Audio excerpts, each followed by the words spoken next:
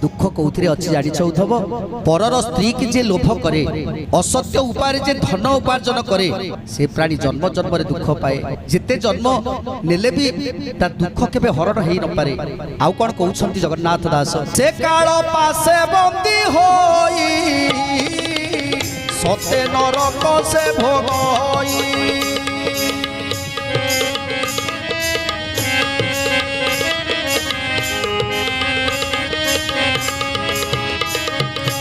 से नर पशु पक्षी मान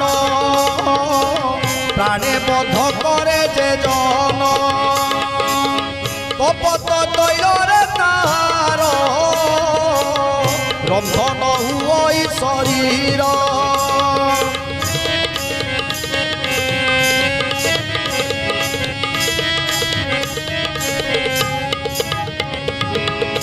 परर स्त्री की